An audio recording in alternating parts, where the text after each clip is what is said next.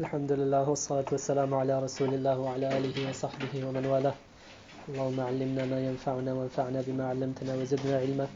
Rabbi shrah li sadri wa yassir li amri wahlul 'uqdatan min lisani yafqahu qawli. Amma ba'd.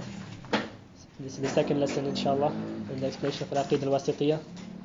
And for those of you who weren't here for the previous lesson, it's very important that you listen to the first lesson, which might be the most important lesson in the whole book because it sets out the fundamental principles from which we will understand what comes later. So it's very important that everyone listens to that lesson and understands it well. And today, inshallah, we'll be continuing where we left off. So we'll be continuing from the first section where the muallif says, قال المؤلف رحمه الله الجمع بين النفي والإثبات في وصفه تعالى. When we as Ahlul Sunnah, when we speak about Allah and we describe Him by what He described Himself and by what the Prophet ﷺ described Him with, the way of Ahlul Sunnah is that we combine between al-nafi wal-ithbat, that we combine between affirming that which Allah has affirmed for Himself and negating that which Allah has negated from Himself. And this is the way of the Quran, as we've already mentioned the ayah before. لَيْسَ كَمِثْلِهِ شَيْءٌ وَهُوَ السَّمِيعُ الْبَصِيرُ. There is nothing like Allah and He is the all-hearing, all-seeing. So in order to properly glorify Allah and in order to affirm for Him what He has affirmed for Himself, then this is the way which is the correct methodology. And generally speaking, when it comes to al-nafi wal-ithbat, affirming and negating, the affirmation in the names and attributes of Allah is mufassal, it's detailed. So if you look at the names and attributes of Allah has said, وَلِلَّهِ الْأَسْمَاءُ الْحُسْنَى فَادْعُوهُ بِهَا. Allah has the great names, so call Him upon with those names. And the names mentioned in the Quran and Sunnah are plentiful, and they all have meanings with them. And the names of attributes of Allah, what we understand from the names of Allah are three forms of understanding, three meanings which are in the names of Allah, dalalat al-asma. So generally speaking, the names of Allah, they serve two purposes. They are a'lam and awsaf. The names of Allah are a'lam, the plural of alam, and awsaf. So al-alam or al-a'lam, meaning that they are names which refer to Allah, just as how Zayd refers to a person and Fatima refers to a person. So the names of Allah are a'lam in the sense that they refer to Allah's essence, to His dhat. And they are awsaf as well, they are also attributes, because when you look at all of the names of Allah, they all contain within them the meaning of an attribute. So Allah is Ar-Rahman, this has the attribute of Rahmah, mercy. He is Ar-Rahim, also has the attribute of mercy. He is also Al-Qadir, the attribute of Qudra, ability, and Al-Qawi, the one who has strength, and so on. All of the names of attributes of Allah, all the names of Allah, they all serve to be also awsaf, descriptions of Allah. So the names of Allah, they all serve two purposes: al-alamiyah, to be names to refer to Allah with, and awsaf, descriptions of Allah. Then specifically each name, we understand from it three things, and these are in Arabic called dalalat, the information which is understood from a text. They are dalala, at-tadabuk, wal-mutabaqa, and at-tadammun, and al-iltizam. Dalalat al-mutabaqa means for the word to be giving the exact meaning of the thing. Let's give an example in terms of normal things. So if I say house, the word house, it refers to this building which has foundations and walls and windows and so on. So when the word is used to refer to the whole house, this is dalala of tatabuq. Mutabaqa yani that it's equal to it, that it can be placed on it, like tabaqa ala shay. So the names of Allah, each name refers to Allah as a whole. The second dalala, what we understand from the names of Allah is at-tadammun, what's included in the meaning. So for example, when we speak about the house, if I say that this is a house, you know that it has walls, you know that it has a foundation, that it has a roof. These individual meanings are necessarily understood when I say house. So this meaning being understood from the word is called tadammun. تضمن شيء means to contain something. It's a contained meaning. And the third type is iltizam, something which is known to be necessitated by this word. Now if I know that there's a house, I'm going to know that this house has a shadow, as every other object has. Is the shadow a part of the house? No, it's something which is separate to the house, but it's necessitated by it. So the names of attributes and names of Allah, we understand all three types of dalalat in it. So when we say Allah or Ar-Rahman, Ar-Rahim, all of these names, they all give the same meaning, referring to Allah as a whole, with His names and attributes, Azza wa Jal. So this is dalala of tatabuq. And the dalala of tadammun, the meaning which is contained, is that each name refers to two things. When I say Ar-Rahman, I am referring to the that means essence, the existence of Allah, and I'm also referring to His sifa, His attribute. Right? So every name refers to two things. It refers to Allah as a whole. This is by mutabaqa in Arabic. And it refers by tadammun in terms of what each one contains from the meanings. It refers to the that, to the existence of Allah, and also to an attribute. Every name has tadammun sifa. Every name of Allah contains an attribute. There's not a name of Allah except that it has the meaning of an attribute. So if you say Al-Malik, this has the attribute of Al-Malakut, Al-Mulukiyah. If I say Al-Quddus, has Al-Qadasa, perfection, and so on. So every name has a attribute which is contained within it. And as for iltizam, this is something which is known by necessity, not indicated by the word itself. If I say Allah is Hakim, He has wisdom. So now we're applying it practically. The word, when referring to Allah as a whole, it's talking about Allah. All of the names are. So that's mutabaqa. When it's referring to the attribute of hikmah, of wisdom, this is tadammun, something which is contained within it. And when it's referring to other attributes, if Allah is Hakim, having wisdom, then He must also have knowledge, because it's not possible to have wisdom without having knowledge. So from the name of Al-Hakim, we can also know that Allah has ilm, knowledge.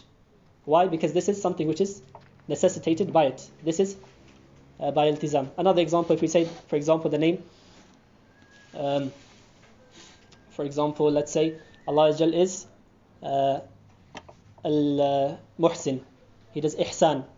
Yani He gives things and He does good to His creation. He is one who does good, from Al-Hasan. Al-Ihsan is to do good. So we'd say this name, the first thing we understand from it is that it's referring to Allah as all of the names of Allah are. This is dalal of mutabaqa. The second is the name of Al-Ihsan, of Al-Muhsin, refers to the attribute of ihsan, good, doing good. This is tadammun. And in order for Allah to have the attribute of Al-Ihsan, to do good, that must mean that Allah also has rahmah, mercy, because you do ihsan out of mercy. And He also has Al-Adl, justice, because the one who is not just does not do good, and so on. So these attributes which are understood are from the iltizam. Yes? So you said if a house has a shadow, so is that the equivalent of saying Allah, if He's wise, and He must also have knowledge? Yes, that's al-iltizam, the thing which is necessitated, but not part of the word. It's not what the word is referring to in a linguistic sense, but it's something which is necessitated from the meaning of the word. So this is the ithbat. That's why you see the ithbat of Ahl Sunnah, it's always detailed. And that's the way that it is in the Quran. Allah named Himself with many names. Al-Malik, Al-Quddus, Al-Salam, Al-Mu'min, Al-Muhaymin, Al-Aziz, Al-Jabbar, Al-Mutakabbir. These are all different names with all different attributes which are indicated by them. And we affirm all of these attributes. But when it comes to an-nafi, negation, then there's two principles. The first principle is that an-nafi is normally bil-ijmal. Bil-ijmal means it is generic, general. We say laysa kamithlihi shay. Allah, there's nothing like Him. Do we need to say laysa al-insan kamithli wa laysa al-faras kamithli wa laysa al-malak kamithli? The humans are not like Allah, and the angels are not like Allah, and animals are not like Allah. We don't need to say this. And this is not a praiseworthy way of speaking about Allah. Allah, He did ijmal when speaking about negation in the Quran. Laysa kamithlihi shay. But when affirming, he mentioned it in detail. And this is even when you speak about a person. If you're praising a person, do you say to him, you're not ugly, you're not smelly, you're not this, you're not this? That's not praising. So the praising is to say, to affirm attributes of kamal, of perfection. It's not to negate mere imperfections. The mere negation of imperfections isn't within itself a praise. So nahnu nahmadullah, we praise Allah Azza by affirming what He has affirmed for Himself. And that which we do negate from Allah Azza, we negate it because this negation necessitates a praise. So when you say Allah Azza, laysa kamithlihi shay, that there's nothing like Allah, what we are understanding from this is that Allah Azza is greater than everything else. This is al-kamal and al-afdaliyah for Allah Azza. When you say Allah Azza, He la ta'khudhuhu sinatu wa la nawm, He does not sleep, and tiredness do not come upon Allah Azza, do not affect Allah Azza. Why are we saying this? We are saying this, of course, initially because Allah Azza said it, but the reason why Allah Azza mentioned this is to show that He has complete knowledge. That when a person is sleeping, he does not have knowledge and he does not have ability. So this negation, it came for the purpose of affirmation. Every negation, كل نفي في صفات الله يلزم منه إثبات. Every negation, when we speak about Allah Azza, it is also necessitating a form of affirmation of perfection. Why do we say this? Because there are many groups from the different sects, from Muslims or other than them, who they only speak about Allah Azza in ways not befitting of Him. So they say, ليس جوهرا ولا عرضا ولا وليس محايثا ولا مباينا لا داخل العالم ولا خارج العالم وليس في حيز. They say Allah Azza is not like this, is not like this. Allah Azza is not a body. Allah Azza is not an accident. Al-Arab, and that's a philosophical term. Allah Azza is not contained. Allah Azza is not this and not this and not this. This way is not a Quranic way of speaking about Allah Azza, and it's not a way befitting of speaking about Him Jalla fil Ula. You got a question? So would anyone be sinful in terms of thinking about what's going on and how He might be looking and so on? Yes, Allah Azza says, وَلِلَّهِ الْمَثُلُ الْأَعْلَى وَلَا تَضْرِبُوا لِلَّهِ الْأَمْثَالِ. We cannot, as we mentioned in the previous lesson, we cannot do qiyas of the creation upon Allah. We cannot make an analogy between the creation and the Creator. Everything which we understand and we can perceive is based on the induction which we do from what we see in the creation. So your understanding of everything is based on what you can sense and what you know from al-mabadi al-aqliya, yani fundamental knowledge, like opposites cannot combine and that a part is less than a whole. This knowledge is based on our limited frame and our limited set of information which we are basing our conclusions on. So when speaking about Allah Azza, or when thinking about Allah Azza, you have to first realize that Allah Azza is not like anything in the creation, and the rules which we understand in our universe, they don't apply to Allah Azza. Allah Azza is beyond all of that. Allah Azza is Al-Akbar. He is greater than all of that. So trying to do any form of imagination or comparison when speaking about Allah Azza is something which is not possible. So that's why many of the ulama would say, كلما تخيلت عن الله عز وجل فهو على خلاف ذلك. Whatever you imagine about Allah Azza, He is different to that. Whatever you can try imagining, it's not like Allah Azza, because our knowledge is limited, and that's what وما أوتيتم من العلم إلا قليلا says in the Quran. You have not been given from knowledge except for a little amount. And this is in the ayah, the beginning of the ayah says ويسألونك عن الروح قل الروح من أمر ربي وما أوتيتم من العلم إلا قليلا. They ask you about the soul. Say the soul is from the matters of my Lord, and you have not been given from the knowledge except a little amount. A human cannot even understand how his soul works. The soul is something which is beyond our comprehension. And this is one of the two examples which Ibn Taymiyyah gives in At-Tadmuriyah. In his other book, At-Tadmuriyah, he tries explaining why you cannot compare Allah to the creation, or why you cannot understand Allah the way that the creation can be understood. One of those two examples he gave was the example of the soul. The soul is within our bodies. But if the soul is a separate existence, it's not an attribute of ours. The way that your color is, or your skin is, or your life is, because those things follow you. As for the soul, it can be separated from you. When you die, your soul is taken out and it continues to exist while your body dies. So how is it that one two things are in the same place, two objects are existing in the same place. How is it that the soul, it rises when you sleep? Allah يتوفى الأنفس حين موتها والتي لم تمت في منامها. Well, Allah He takes the souls when their time has came for death, and those who have not died, Allah takes them in their sleep. Your soul goes up into the heavens whilst you're sleeping, and then it comes back down when you wake up, but it's still attached to your body. If you can't even understand how the soul acts, and it's something which is from the creation, so then how can you understand how the creator is? And like we mentioned in the previous lesson, al-kalam في الصفات فرع عن الكلام في الذات. Speaking about the attributes of Allah, it's secondary to speaking about His existence and His essence. So if you can't even understand how Allah's essence is and His existence is, then trying to understand the way that His attributes are is just as impossible. In any case, so now we'll mention what the Mu'allif said here.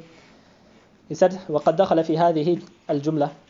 So from that which is included in the idea of affirming and both affirming and negating, ما وصف الله به نفسه في سورة الإخلاص. يعني what Allah described Himself with in Surah Al-Ikhlas, قل هو الله أحد. It is also a form or an example of both affirmation and negation. التي تعدل ثلث القرآن. Surah Al-Ikhlas, it says the one which equals a third of the Quran. Prophet ﷺ said in the hadith, أيعجز أحدكم أن يقرأ ثلث القرآن. He said to the companions, is one of you unable to read a third of the Quran? They said, وكيف ذلك يا رسول الله? And how is that? So how do you read a third of the Quran? Oh, he said, أيعجز أحدكم أن يقرأ ثلث القرآن في ليلة. Is one of you or any of you unable to read a third of the Quran every night? And he said, how? They asked the Prophet ﷺ, how is that? He said, فإن سورة الإخلاص تعدل ثلث القرآن. Or in another wording, فوالله سورة الإخلاص تعدل ثلث القرآن. That this surah, Surah Al-Ikhlas, it is equal to 1/3 of the Quran. And then the ulama have khilaf, they have different opinions. What does it mean that this surah is a third of the Quran? There are mainly two opinions. The first opinion is that this surah, it has the virtue and the reward of a third of the Quran. So if you read Surah Al-Ikhlas, it's as if you have gotten the reward for reading a third of the Quran. That's one opinion. The second opinion is that the meaning here is that the meanings contained within Surah Al-Ikhlas, they make up a third of the meanings contained within the Quran. Because the Quran, it mainly has three types of ayat, three meanings in the ayat. The first is al-ahkam. The Quran speaks about rulings.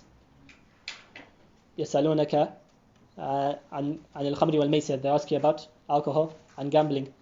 يسألونك عن المحيض. They ask you about menstruation.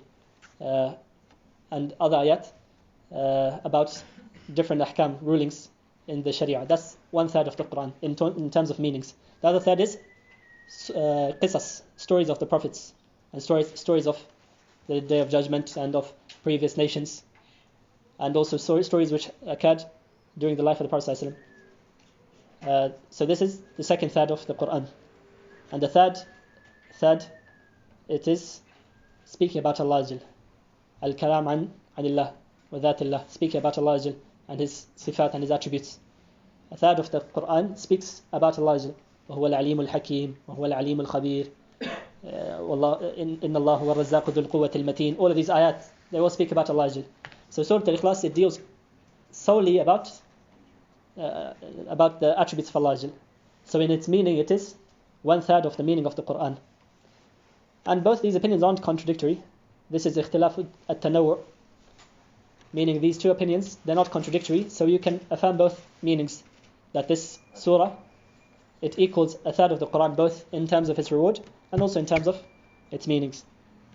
So it says, يقول أعوذ بالله من الشيطان الرجيم بسم الله الرحمن الرحيم قل هو الله أحد. Say, Ya Muhammad, this is a command to the Prophet ﷺ.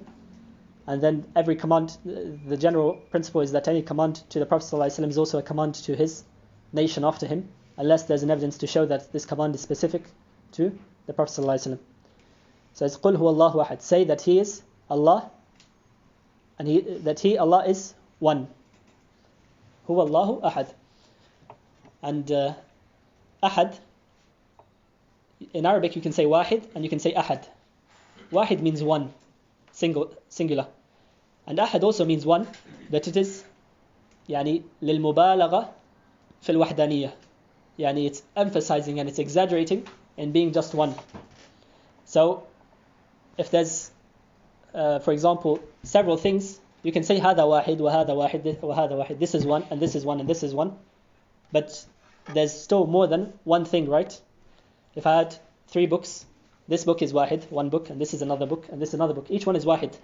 But are any of them ahad? No, because there are other amthal. There are those which are similar to it. But when you say ahad, meaning that it's one and there's nothing like it. The Allah Jal, He is one in all senses, that there is nothing like Allah Jal in His existence nor in His names and attributes.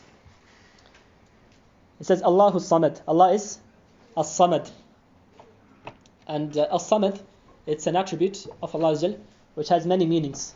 And it's one of the attributes which are very essential when understanding Allah Azza Jal and His His essence and His attributes as how He has affirmed for Himself. So from the meanings of As-Samad is that it is As-Sayyid alladhi yusmad ilayhi hawaij nas. It is the Lord and the King to whom the people they lift up their needs. So like for example, وَلِلَّهِ الْمَثَلُ الْأَعْلَى, of course this is an example, not that Allah is exactly like that, but with taqreeb, as just to make a person understand. When there's a king or a leader of a land and everyone comes and requires help from them and requires assistance from that king.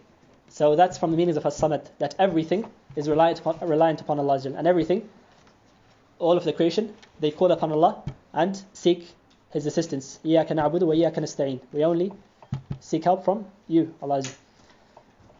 The other meaning of As-Samad, and this is the one which is narrated from Ibn Abbas and most of the Salaf, they would say As-Samad alladhi la jawfa lahu. As-Samad, it means the one which isn't hollow. It doesn't have a jawf. Jawf means insides, like hollow. Allah is not hollow. This is narrated from Ibn Abbas and others of the Sahaba and Tabi'een. So what does this mean, that Allah la jawfa lahu? This means many things. The first thing is, it means that Allah is not requiring of food or drink or any of those needs of the humans, the ways that humans need. Allah is qa'im bi nafsihi.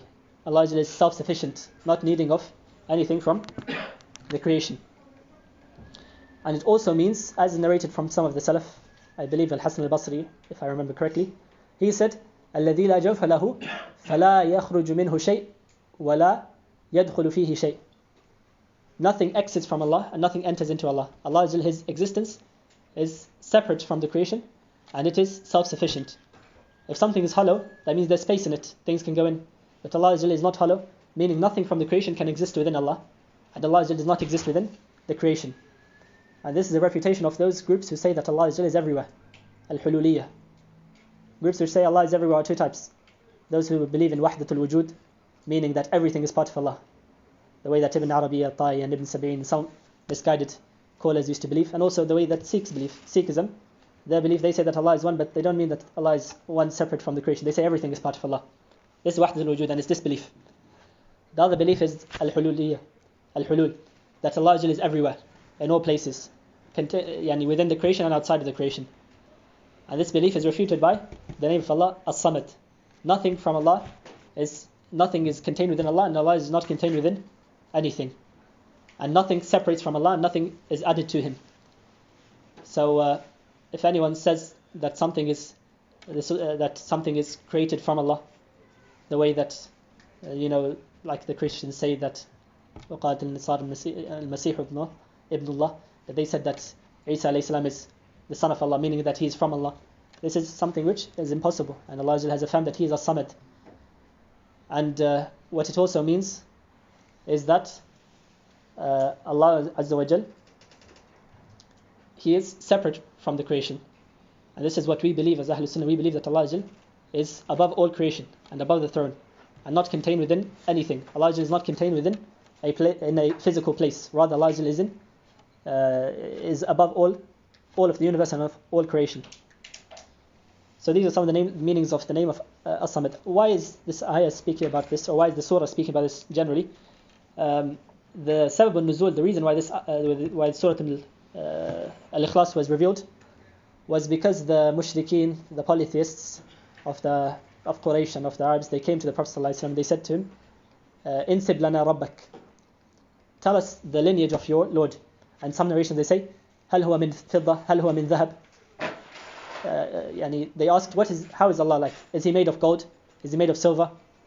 Does he have a lineage? Meaning, was he born, or does he have children? Waliyadhu billah. Of course, all of this is negated in this surah. So, this surah, when it says Allahu Samad, Allah is a unique existence, not like the creation. And this is a refutation of them asking, is Allah made of gold or silver?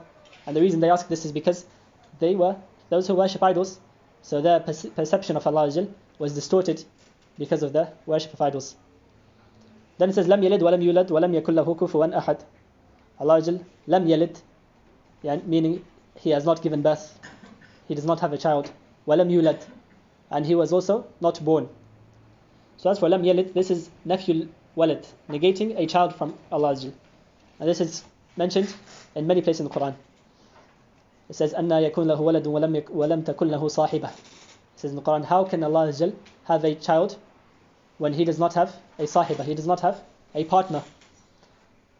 The reason that affirming a child for Allah is something which is a lie upon Allah, as it says in the Quran, تكاد السماوات يتفطرن من فوقهم يكاد السماوات يتفطرن من فوقهم. And it also says in the Quran, in Surah Maryam, لقد جئتم شيئا إدا تكاد السماوات يتفطرن منه وتنشق الأرض وتخر الجبال هدا أن دعوا للرحمن ولدا وما كان للرحمن أن يكون له ولد وما ينبغي للرحمن أن يكون له ولدا. It says in Surah Maryam that the heavens are almost breaking apart, and the earth is splitting, and the mountains become crushed because of their statements that they ascribe to Allah a child. Now, ascribing a child to Allah, it means one thing, that Allah He is in requirement, in need of a child, the way that a father is in need of their child, or that Allah became completed by the child, which is all false. Allah is eternally complete and He does not require anything from the creation. Also, it would mean that if a person has a child, then that child has to be from the jins, from the type which that father is from. The parents and the child are from the same species. A human gives birth to a human, so the child has the same attributes as how the parents do. So if you were to affirm a child for Allah, that would mean that you are affirming an ilah, you are affirming a deity like Allah. And we already mentioned that Allahu Ahad, He is one, there's nothing like Him. So therefore, affirming a child for Allah is a lie upon Him. And also it says in the ayah which I mentioned earlier, that if you were to affirm a child for Allah, you would affirm a literal child in the biological sense, you would affirm that Allah has a partner, which is also affirming more than one khaliq, one creator, one deity. And Allah is Ahad. So all of this is in negation, in opposition to what Allah has mentioned about Himself. And it says, وَلَمْ يُولَدْ, and Allah was also not born. So the clear meaning, which is zahir, is that Allah He does not have parents, for the same reason that He does not have children. But another meaning which is understood also, which is mutadammin, which is contained within this statement, is that Allah lam yasbiqhu adam. Allah, there was never a time when He did not exist. He is a necessary existence. Allah has always existed, and it's not possible for Him to have not existed, or for Him to not exist. He is an eternal existence and the reason for all other things existing. So when you say walam yulad, He was not born, but also there was never a time that Allah did not exist, the way that a child comes into existence after having been nothingness.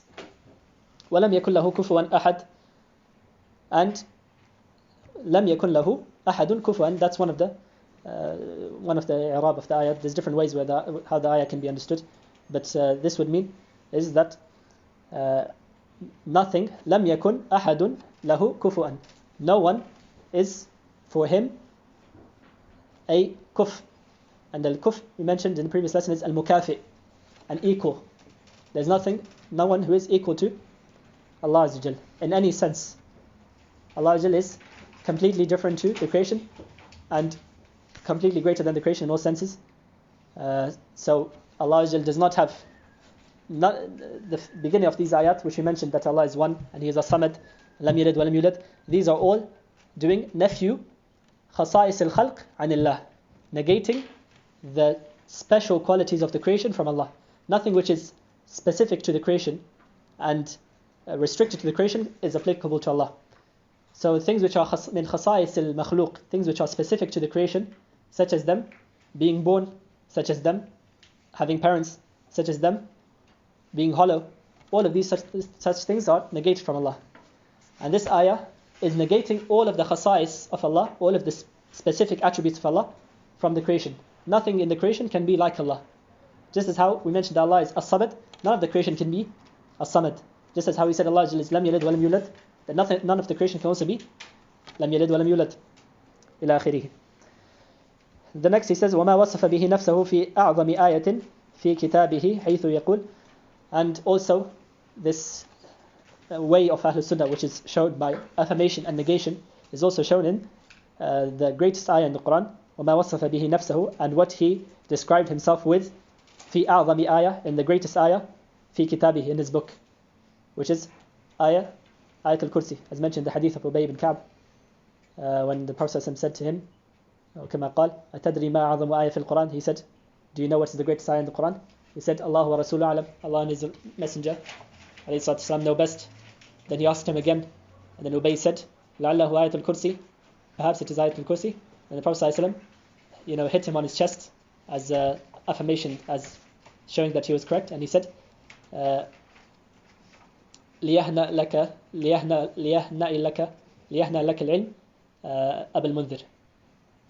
Knowledge will be, or may knowledge be easy for you, and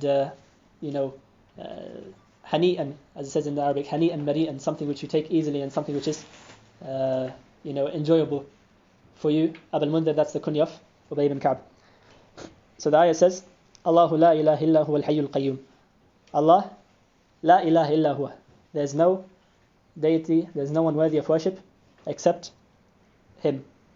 When you say la ilaha illallah, or la ilaha illahu, what might seem apparent is that it's saying there's no deity or no God except Allah.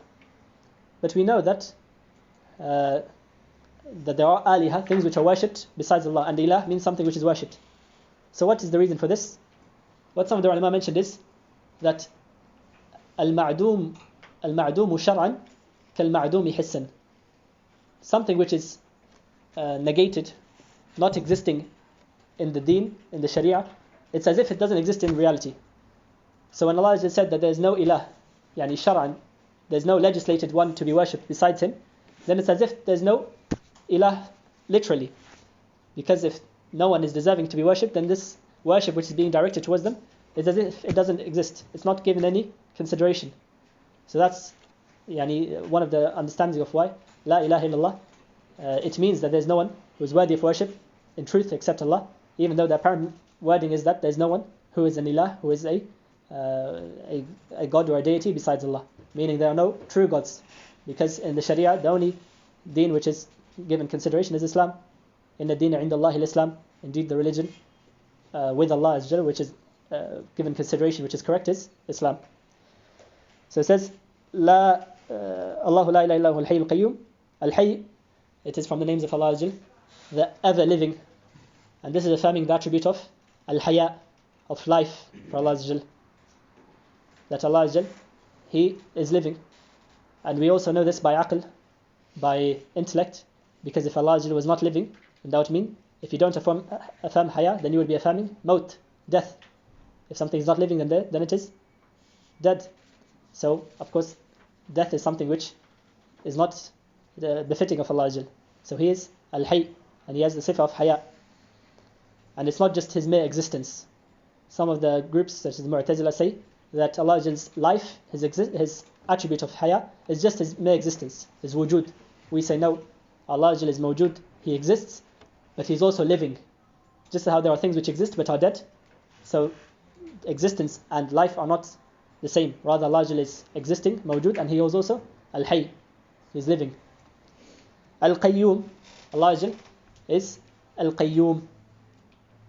And al-qayyum, it means al-qaim bi-nafsihi, وَالَّذِي يَقُومُ بِهِ غَيْرُهُ. Allah He is al-qaim bi-nafsihi, al-qayyum. Al-qayyum, it comes from the word qaim, to be standing.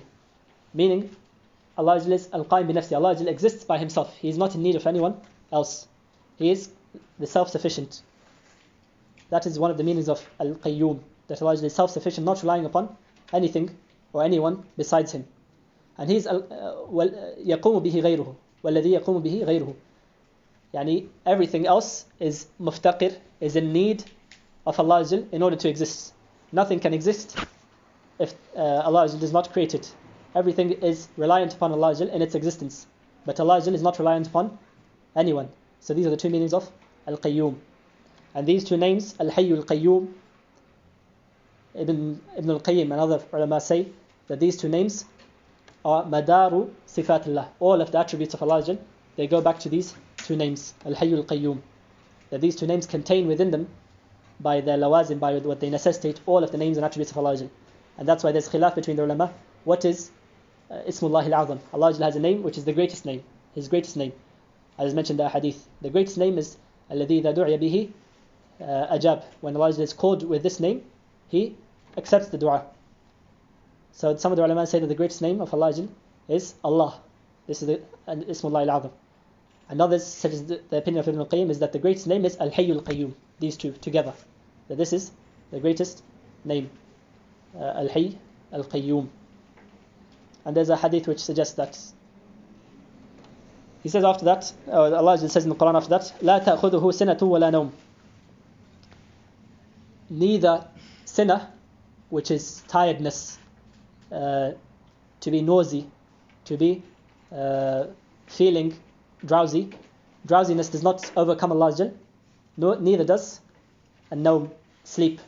Allah He is free and above all drowsiness or sleep. So going back to what we mentioned earlier, this negation here of negating sleep and negating drowsiness, it also contains within it a meaning of affirmation.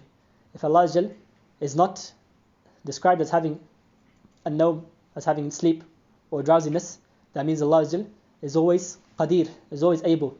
The person who is sleeping becomes unable. They are limited by their sleep, and they also become they have dhuhul, they are unaware of things which occur around them. But as for Allah, لا تأخذه سنة ولا نوم. Allah is always aware, He's always raqib, always watching, and is aware of His creation. He's khabir, and He's always al-qadir, always capable, and has complete strength. So this is the meaning in لا تأخذه سنة ولا نوم. له ما في السماوات وما في الأرض. For Him is that which is in the heavens and the earth. Allah is the one who to Him belongs everything in the universe. And the lam here is al-istihqaq, or at-tamlik, al-milk. Allah He owns everything. Everything is His, is under His ownership, because He is al-malik and al-malik. And also it means al-istihqaq, that Allah is deserving of everything. Nothing which is within the universe is of property or of deserving for other than Him. مَنْ ذَا الَّذِي يَشْفَعُ عِنْدَهُ إِلَّا بِإِذْنِهِ. Who is the one who intercedes intercedes not for Him, but intercedes to Him? Who is the one who intercedes to Him for someone else? إِلَّا بِإِذْنِهِ, except by His permission. This is istifham inkari. It's in the form of question, but it's rhetorical. Meaning, who is the one who is able to intercede in front of Allah without His permission? This is negating of a shafa'ah, of intercession from the creation, except by the permission of Allah. Any intercession which occurs in the Day of Judgment, such as the Muslims interceding for one another, or the prophets, or our Prophet ﷺ interceding for his ummah and for the Muslims, and also Shafa' al-Kubra, interceding for the beginning of the judgment on the Day of Judgment. all of these intercessions which occur are by the permission of Allah. So for an intercession to occur, it requires two conditions. One, idhnullahi lishafi', for Allah to give permission to the one who is doing the interceding. And the second is ridallahi an al-mashfu' lahu, for Allah to be pleased with the one that the intercession is being done for. If Allah does not want this person to be interceded for, then there will be no intercession, because he has not willed it. And we will speak about Shafa'a inshallah when we speak about the Day of Judgment, which is towards the end of the book. It says, يَعْلَمُ مَا بَيْنَ أَيْدِيهِمْ وَخَلْفَهُم, he knows of that which is بَيْنَ أَيْدِيهِمْ, in front of them, and that which is behind them. Both in a literal sense, that Allah knows of everything which encompasses you, and also in terms of time, Allah knows that which is coming up and that which has preceded. وَلَا يُحِيطُونَ بِشَيْءٍ مِّنْ عِلْمِهِ, and وَلَا يُحِيطُونَ, they do not encompass anything from his knowledge, إِلَّا بِمَا شَاءَ, except that which he wills. So the knowledge of the creation is that which Allah has willed them to know. All of their knowledge is rizq, it's provision from Allah. Allah is the one who has given them وَهَبَهُمَ الْعِلْمِ, is the one who has given them this knowledge. So they do not know anything from the knowledge of Allah except by His permission. And this is also relating to ilm al-ghayb, which we will speak about later.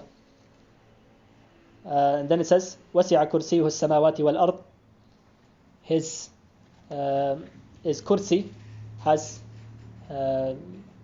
encompassed, or is spacious enough, or it's bigger than السَّمَاوَاتِ وَالْأَرْضِ, the heavens and the earth. Allah has a kursi and He has an arsh. So kursi, it is, as mentioned by Abdullah ibn Abbas radiallahu anhu, it is موضع قدمي الرحمن. It is the place where Allah places his qadamain, his feet, of course in a way which is befitting for Him, not in the way of the creation. So that is the tafsir given by Abdullah ibn Abbas, the Sahabi. And as for Al-Arsh, then Al-Arsh is a separate creation of Allah, which is greater than that. There's a hadith which mentions that the heavens and the earth, compared to the kursi, are like a ring in the desert. So if you compare the size between a ring and the desert, that's how big the kursi is compared to the heavens and the earth. And the kursi, compared to the arsh of Allah, is like a ring in the desert. That's how big of a difference there is between the arsh and the kursi. وَلَا يَؤُودُهُ حِفْظُهُمَا, and nothing, or the hifz, Allah's preservation and protection of the heavens and the earth, do not tire Him, do not weaken Him. وَهُوَ الْعَلِيُّ الْعَظِيمُ, and He is Al-Ali, the most high, Al-Azim, the most great. And Ulu Allah Azza Jal, His highness is of three types: Ulu al-Qadr, and Ulu al-Qahr, and Ulu al-Dhat. Allah is most high and all high in terms of His Qadr, His greatness, in terms of His Sharaf, and His status. And He is also most high in terms of Al-Qahr, in terms of His power. Allah is overpowers all of the creation. Everything is under His power. And Allah is most high in terms of His Dhat, in terms of His existence and His essence. Allah is above all things, all creation. So these are the three types of Ulu, which Ahlul Sunnah affirm. Wal-Azim, the most great. This is affirming the sifah of Azamah, of greatness for Allah. Then he says, وَمَعْنَى, so this is now going back to the statements of Imam Ibn Taymiyyah. He says, وَمَعْنَى لَا يَؤُودُهُ أي لَا يُكْرِثُهُ وَلَا يُثْقِلُهُ. And the meaning of لَا يَؤُودُهُ, when it says in the ayah, وَلَا يَؤُودُهُ حِفْظُهُمَا, it is لَا يُكْرِثُهُ وَلَا يُثْقِلُهُ, that it does not weaken or tire Allah. Allah does not become tired or weakened by maintaining or creating the heavens and the earth. It says in the Quran, وَمَا مَسَّنَا مِن لُغُوبٍ, that Allah, when He created the heavens and the earth, وَلَقَدْ خَلَقْنَا السَّمَاوَاتِ وَالْأَرْضَ فِي سِتَّةِ أَيَّامٍ وَمَا مَسَّنَا مِن لُغُوبٍ. We created the heavens and earth in 6 days, and we did not, tiredness or weakness did not touch us. This is speaking about Allah, but the plural pronoun is used in the Arabic language لِلتَّعْظِيم, for greatness. So Allah Azza wa Jal, He did not become tired from creation, as opposed to what the Jews and the Christians say. They say that Allah Azza wa Jal rested on the 7th day, and this is something which He has negated in the Quran. Then He says, وَلِهَذَا كَانَ مَنْ قَرَأَ هَذِهِ الْآيَةِ فِي لَيْلَةٍ لَمْ يَزَلْ عَلَيْهِ مِنَ اللَّهِ حَافِظٌ وَلَا يَقْرُبُ شَيْطَانٌ حَتَّى يُصْبِحْ لا يقربه شيطان حتى يصبح. It says, and because of this, because of this ayah being the greatest ayah, and because of what it contains from the meanings referring to Allah Azza wa Jal and His greatness and His attributes, because of this virtue, this ayah has the benefit that the person who reads it in the night, Allah Azza wa Jal will cause them to be protected by this ayah, and no harm will reach them in the night which they read this ayah in, and the shaitan does not come close to them until they wake up, as mentioned in the hadith of the Prophet ﷺ. So why is this ayah, why is Ayatul Kursi the greatest ayah? It's because the meanings contained within it are the greatest of meanings. Because ashraful ilm huwa al-ilm anillah. The greatest of all knowledge is to know about Allah Azza wa Jal. And the greatest of all things is Allah Azza wa Jal. So because this ayah speaks in such detail about Allah Azza wa Jal, His greatness and His attributes, combining between both nafi and ithbat, affirmation and negation, this is why this ayah is the greatest ayah in the Quran. As for the greatest surah, chapter, it is Surah Al-Fatiha. After that, with the second section now, is going to be speaking about al-jam' bayna uluwihi wa qurbihi wa azaliyatihi wa abadiyatihi. That we as Ahl Sunnah, we affirm and we combine between the affirmation of both His ulu, His highness in a literal sense, as well as His qurb, His closeness, and His azaliyah and His abadiyah. Azaliyah meaning that He has eternally existed into the past, and abadiyah meaning that He eternally exists into the future. And this is shown from the ayah وَقَوْلُهُ سُبْحَانَهُ, and His statement, Allah Azza wa Jal's statement in the Quran, where He says هُوَ الْأَوَّلُ وَالْآخِرُ وَالظَّاهِرُ وَالْبَاطِنُ وَهُوَ بِكُلِّ شَيْءٍ عَلِيمٌ.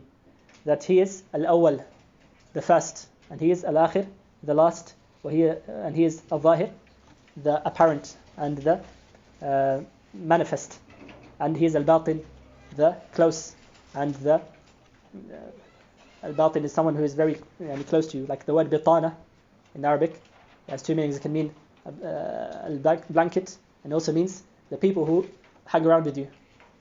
That's your bitana, because they're very close to you. And these names have been explained by the Prophet ﷺ in the hadith. It says أنت الأول فليس قبلك شيء وأنت الآخر فليس بعدك شيء وأنت الظاهر فليس فوقك شيء وأنت الباطن فليس دونك شيء. The Prophet ﷺ said about Allah in this dua, أنت الأول, you are the first, فليس قبلك شيء, so there's nothing before you. وأنت الآخر, and you are the last, so there's nothing after you. وأنت الظاهر, and you are الظاهر, the manifest, the apparent, فليس فوقك شيء, so there's nothing above you. وأنت الباطن, and you are الباطن, so there's nothing دونك, فليس دونك شيء, there's nothing before you in terms of closeness to the creation. So as for the name of Al-Awwal, Allah Azza is the first, because we have already mentioned that Allah Azza has always existed, and that He lam yulad, as we mentioned in Surah Al-Ikhlas, there was never a time which Allah Azza did not exist. So He is Al-Awwal, and Allah Azza, He is described, or He is said to be Qadim. Now there's a difference between the names and attributes of Allah Azza and the descriptions of Allah Azza mentioned in the Quran and Sunnah, and between informing about Allah. There's a difference between al-wasf and al-ikhbar. When we describe Allah Azza, we only describe Him with those attributes which have been mentioned in the Quran and Sunnah. But when we speak about Allah Azza, when we inform about Allah Azza through meanings which we understand from the Quran and Sunnah, this ikhbar, this information, doesn't have to necessarily be using the exact words in the Quran and Sunnah, as long as the meaning is within them. So there's a difference between, if you say Allah Azza, His name is Al-Qadim, that's not correct. There's no name of Allah Azza which is Al-Qadim, the eternal. But if you say Allah Azza is Qadim, He is eternal, always existing, not created, then this meaning is correct. So this is called ikhbar. And ikhbar, it's permissible to do so, even if you're not using the exact words which are in the Quran and Sunnah, as long as the meaning is the correct meaning.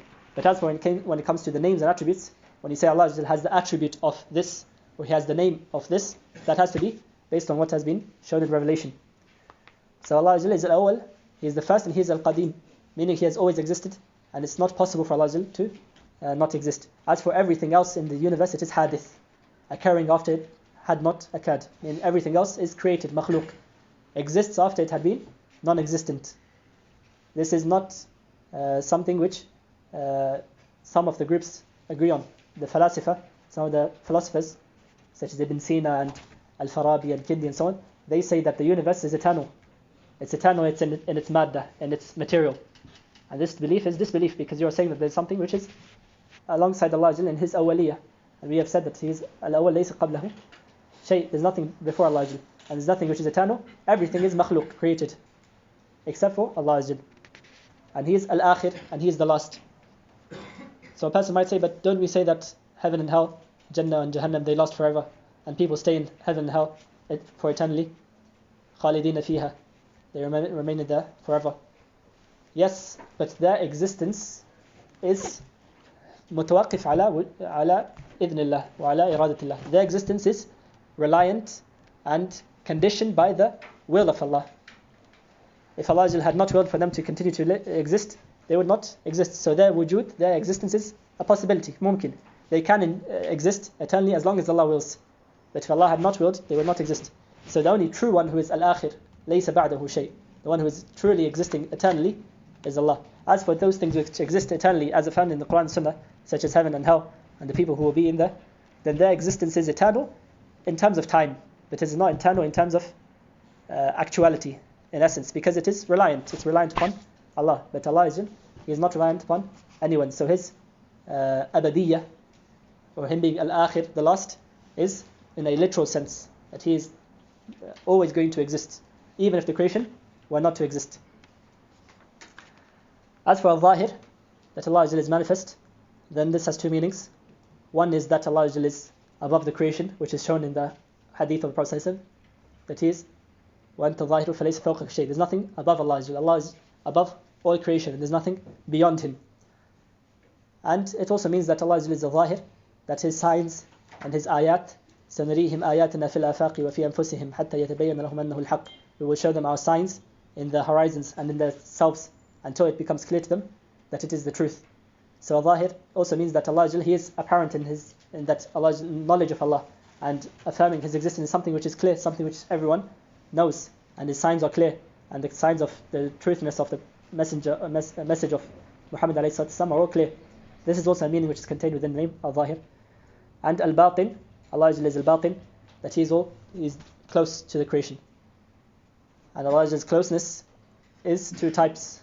Allah is close, qurb am, in the general sense. Allah is close to all creation. وَنَحْنُ أَقْرَبُ إِلَيْهِ مِنْ حَبْلِ الْوَرِيدِ. And we are closer to Him, to a human, than the a vein which is in the throat. And this closeness is for all creation. Then there's closeness which is specific to the awliya of Allah, to the allies of Allah, those who Allah is pleased with. Then there's a specific closeness to them. And this closeness is both in meaning and in reality. In meaning that Allah is close through His ability, His qudrah, and His strength, and His knowledge, and His awareness. And He's raqib, He's mindful and watching of you. And also, in terms of Allah, His that is close to the creation in a way which is befitting of Him. That is something which we cannot comprehend, but it is affirmed in the Quran. And that's why it says, like it says in Surah Al-Najm, ثُمَّ دَنَا فَتَدَلَّى فَكَانَ قَابَ قَوْسَيْنِ وَأَدْنَى. And there are two tafsirs of this ayah from the Sahaba. Aisha radiallahu anha said that this ayah is speaking about Jibreel alayhi salam, that he was close to Allah, that Jibreel was close to the Prophet Muhammad sallallahu alaihi wasallam. فَتَدَلَّى, he became close to him. And the other tafsir, which is tafsir of Ibn Abbas, is that speaking about Allah, that Allah was close when the Prophet sallallahu alaihi wasallam was risen up into the heavens in Laylatul Isra wal Mi'raj, that he went to Sidratul Muntaha, the last point of the heavens, and then he was the closest that anyone is to Allah. So this closeness is in a way that is befitting of Allah. Its howness, its reality, is something which we cannot comprehend. And he says, وَقَوْلُهُ سُبْحَانَهُ, and also it says in the ayah, وَهُوَ بِكُلِّ شَيْءٍ عَلِيمٌ. Allah is all knowing of all things. And Allah we will speak about the other ayat, we speak about knowledge soon. It says وَهُوَ سُبْحَانَهُ وَقَوْلُهُ سُبْحَانَهُ, and he also said, Allah Azza wa Jalla said, وَتَوَكَّلْ عَلَى الْحَيِّ الَّذِي لَا يَمُوتُ, and rely upon al-hayy, the ever living, الَّذِي لَا يَمُوتُ, the one which does not die. So here there's again affirmation and negation. Allah Azza wa Jalla affirmed for himself life, that he is ever living, and he also said الَّذِي لَا يَمُوتُ, the one who does not die, the one who does not cease to exist. So this is affirming, because an insan, a human, is also hayy, living, but its living, its life is limited, and it is imperfect. As for Allah, his life is perfect and unlimited and eternal. That's why he said الَّذِي لَا يَمُوتُ, the one who does not die. Continue. Okay, then it says, the next chapter is about إِحَاطَةُ عِلْمِهِ بِجَمِيعِ مَخْلُقَاتِهِ. Allah's knowledge is encompassing of all of his creation.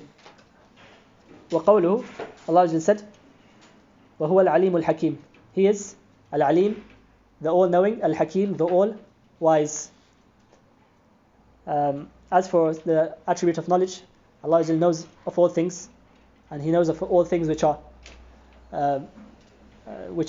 wajib and mumkin and mustahil, all things which are possible and impossible and necessary. Allah has knowledge of all things, and he has knowledge of everything, how, if it was to occur, how it would occur. وَلَوْ رُدُّوا لَعَادُوا لِمَا نُهُوا عَنْهُ, as it says in the Quran. If they were to return, if the people in the hellfire were to be returned to the life, they would go back to doing what they were doing before death. So Allah knows of things, how they would be, even things which are impossible. It says, مَا اتَّخَذَ اللَّهُ مِنْ وَلَدٍ وَمَا كَانَ مَعَهُ مِنْ إِلَٰهٍ إِذًا لَذَهَبَ كُلُّ إِلَٰهٍ بِمَا خَلَقَ وَلَعَلَى بَعْضُهُمْ عَلَى بَعْضٍ. Allah has not taken a son for himself, and there is no other deity alongside him. If there was to be another deity alongside him, لَذَهَبَ كُلُّ إِلَٰهٍ بِمَا خَلَقَ, each deity would be separated with their own creation, and they would try to overpower one another. This is something which is impossible. There cannot be another ilah, another God alongside Allah. But Allah knows, even if that was to be the case, how it would be. So his knowledge is encompassing of all things without any exception. وَهُوَ الْحَكِيمُ, and he is also Hakim, he also has wisdom. Allah's wisdom is relating to three things. It is al-hikmah, wal-ihkam, wal-hukm. The name of al-Hakim, it indicates three attributes. Al-hikmah, wisdom, and al-ihkam, to be precise and to be perfect in his action of creation, and al-hukm, and in his rulings and laws. So as for al-hikmah, Allah has wisdom, and this means two things. The first thing is that Allah يفعل الأفعال لغايات محمودة. Allah, he does his actions and he causes things to occur for great purposes, for purposes which only he can fully comprehend their greatness and importance. So it says in the Quran, وَمَا خَلَقْتُ الْجِنَّ وَالْإِنسَ إِلَّا لِيَعْبُدُونَ, and I have not created humans and jinn except to worship me. This means that the purpose in the creation of humans and jinn is for worship. This is what al-hikmah entails, that everything has a purpose. Everything in the creation has a purpose. That's why it says in the Quran also, إِنَّ فِي السَّمَاوَاتِ وَالْأَرْضِ لَآيَاتٍ لِلْمُؤْمِنِينَ. In the heavens and earth are signs for al-mu'minin, for the believers. إِنَّ فِي خَلْقِ السَّمَاوَاتِ وَالْأَرْضِ وَاخْتِلَافِ اللَّيْلِ وَالنَّهَارِ لَآيَاتٍ لِأُولِي الْأَلْبَابِ. Also says in the Quran, in the creation of the heavens and earth and in the changing of the night and day, there are signs for those who have intellect. Because when you ponder that, you see how Allah has placed everything in its right place. And that's what hikmah means. Hikmah, wisdom, means وَضْعُ كُلِّ شَيْءٍ فِي مَوْضِعِهِ, to place everything in its correct place. Or وَضْعُ كُلِّ شَيْءٍ فِي مَوْضِعِهِ اللَّائِقْ بِهِ, to place everything in the right place which is befitting of it. So Allah, he does not have abath in his actions. Abath means to do something without a purpose. أَيَحْسَبُ الْإِنسَانُ وَيُتْرَكَ السُّدَى, does the human think that he will be left without any purpose? And this is a refutation of those groups such as the deists, who say that we affirm that, there's a creator, he created us, but we don't have any reason. Allah just created us to live, no other purpose. We would say to them, everything you see in the universe, as Allah has said, is a sign. There are signs for those who ponder. Look how Allah created the clouds and the stars and everything is in its precise place. If it were to be any different, then the universe would not be in the stable way that it is. So just as how all of that shows that Allah has wisdom, placing everything in the correct place, then that must mean that His wisdom also necessitates that our creation was for a purpose. How could it be that Allah created everything else for a purpose except for humans? That's not possible. So therefore, Allah has created everything for a purpose, which is shown from the other things which we can observe. So then we would induce that our creation, humans also exist for a purpose. Then we would ask, what is our purpose? And the way to know that is only from Allah, because He's the one who created us. So then we know through al-wahi, revelation. Allah has explained to us our purpose through revelation. So it's not befitting for Allah to create humans without any purpose. So we must know the purpose that Allah has created us through seeking what He has revealed through the prophets. And that has been explained in the Quran and all of the previous in the previous previous nations, that every prophet came and to worship Allah and to leave off the false deities. That's the purpose that every nation, every prophet was sent for. So that is al-hikmah. As for al-ihkam, ihkam means that Allah, His actions are precise. Yani ihkam, if you were to make something, if you are making something or writing something and you make a mistake, then this isn't muhkam. It's not precise. But as for Allah, His actions have ihkam. They are precise and everything is correct. There's no mistake. Allah does not make mistakes. That's what al-ihkam necessitates. And as for al-hukm, and obviously these two things are related. The ihkam indicates the hikmah. The precision in the creation of Allah shows that Allah did so out of wisdom. And as for al-hukm, that Allah He legislates and He commands. And He has forbade things and obligated things upon the creation. So these are the meanings of the name Al-Hakim. So it says, وَهُوَ الْحَكِيمُ الْخَبِيرُ.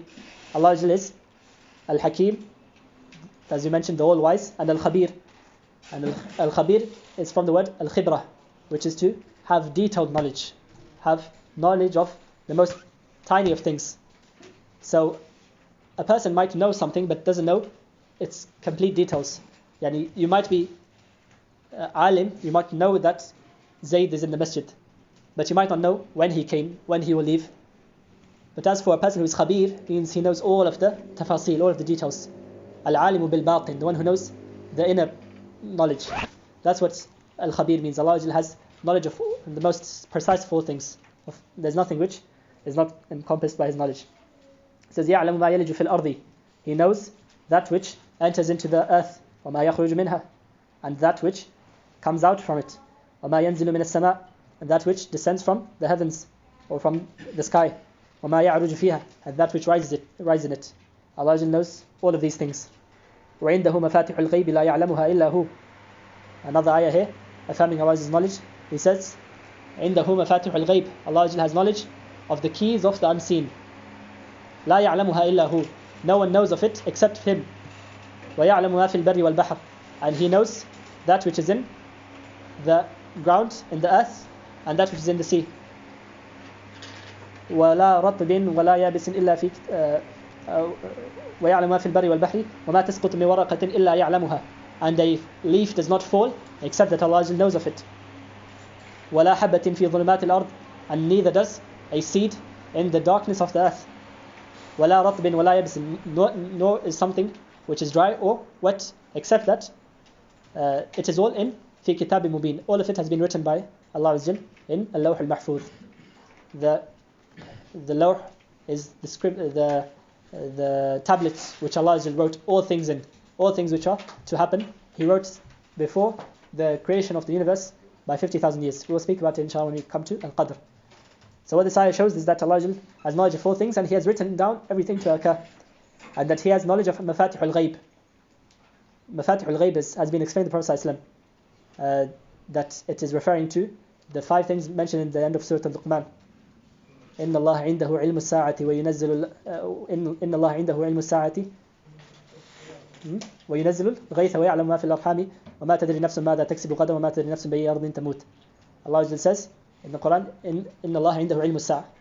Allah has knowledge of the hour, meaning the day of judgment. That's the first key. These are the keys of the unseen mentioned in Mafatih al-Ghayb. So this ayah is explained by the other one. إن الله يعلم إن الله عنده علم الساعة وينزل الغيث, and he sends down the rain. ويعلم ما في الأرحام, and Allah knows that which is in the wombs. Allah knows of what is to be born, and also فمنهم شقي وسعيد, who is going to be the one who is successful and who is the one who is going to be distraught, and from the people of hellfire. Allah knows that before the person is even born.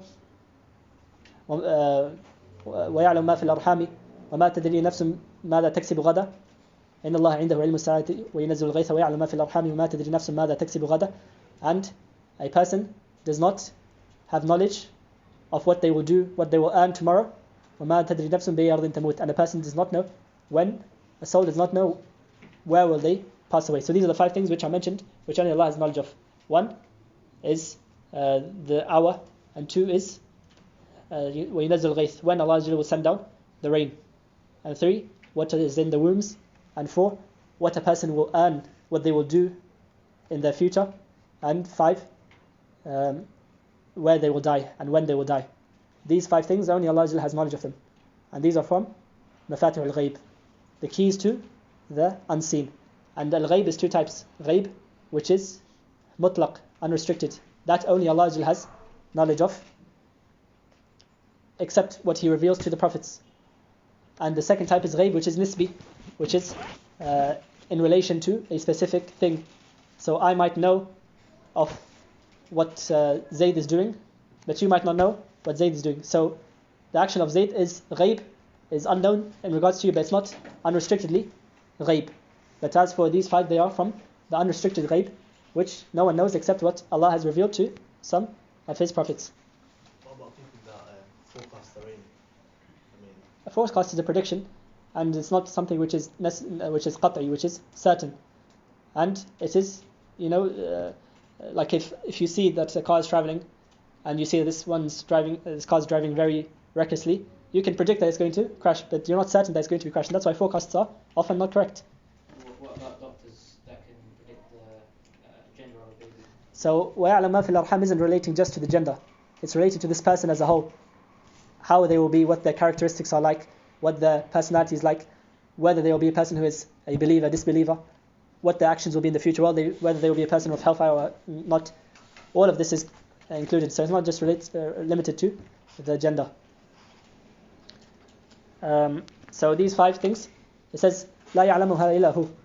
No one has knowledge of it except for him. So anyone who claims to have knowledge of any of these 5 unrestrictedly is a disbeliever, as mentioned by Al-Munawi and other Mufassirin in this ayah.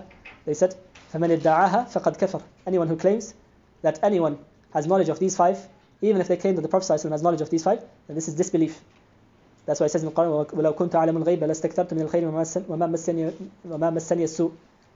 The Prophet ﷺ is saying for the Prophet ﷺ to say, if I was to know the unseen, I would have made it so that I am always getting good and no harm reaches me, and that I can always do what I want without having any thing preventing me. لَاسْتَكْثَرْتُ مِنَ الْخَيْرِ. I would increase in my goodness, in the good which comes to me. So the Prophet ﷺ did not know the ghaib, and he did not know these al-mafatih. That's not to say that the Prophet ﷺ cannot have knowledge of some of these things, because that's through revelation. That certain things can be revealed, but encompassing knowledge of the unseen, that's only for Allah Azza wa Jal. And last few ayat, it says وَقَوْلُهُ مَا تَحْمِلُ مِنْ أُنْثَى وَلَا تَضَعُ إِلَّا بِعِلْمِهِ. And a female does not become pregnant, تحمل, to become pregnant, وَلَا تَضَعُ, nor does she give birth, إِلَّا بِعِلْمِهِ, except by His knowledge. This is also just affirming and emphasizing His complete knowledge, Allah's complete knowledge. It says وَقَوْلُهُ لِتَعْلَمُوا أَنَّ اللَّهَ عَلَى كُلِّ شَيْءٍ قَدِيرٌ وَأَنَّ اللَّهَ قَدْ أَحَاطَ بِكُلِّ شَيْءٍ عِلْمًا. So that you know that Allah is عَلَى كُلِّ شَيْءٍ قَدِير. He is able to do all things. وَأَنَّ اللَّهَ قَدْ أَحَاطَ بِكُلِّ شَيْءٍ عِلْمًا, and that He has encompassed all things in His knowledge. أَحَاطَ بِكُلِّ شَيْءٍ عِلْمًا. وَقَوْلُهُ إِنَّ اللَّهَ هُوَ الرَّزَّاقُ ذُو الْقُوَّةِ الْمَتِينُ. That's relating to another attribute. Inshallah, we'll take that in the next lesson. Wallahu a'lam. If there's any questions, we'll take them now.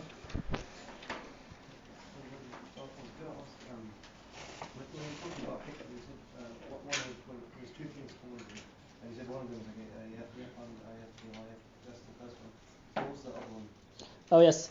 So we said al-hikmah, or al-hakim has three meanings. Al-hikmah and al-ihkam and al-hukm. As for al-hikmah, it has two meanings. Al-fi'l al-ghayat, that Allah does things for purposes which are fulfilled through that. That Allah, for example, created us so that we worship Him. And these ghayat are mahmuda, are praiseworthy. So His actions are not done out of abath, out of, just nonsense with no purpose. And the second thing is that it's rabtul asbab bil musababat, that Allah He links between al-asbab, the causes, and al-musababat, the effects. Everything which happens in the universe from cause and effect, this effect is caused because Allah has made this an attribute of it. So this is also from His hikmah, from His wisdom, that things have causes and effects. Yeah.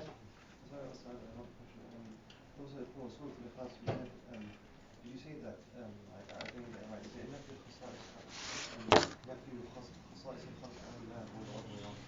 two things. Nafyu khasa'is al-khalq anillah, negating the special qualities which are specific to the creation, negating those from Allah, and also the opposite, which is nafyu khasa'is Allah anil khalq, to negate those attributes which are specific to Allah from the creation. So we negate imperfections which are in the creation from Allah, and we also negate those complete perfections which are specific to Allah from the creation. The creation cannot have the sort of attributes and perfection which Allah has. Yeah? Any more? Okay, then we'll stop here. Allahu a'lam wa sallallahu ala nabiyyina Muhammad.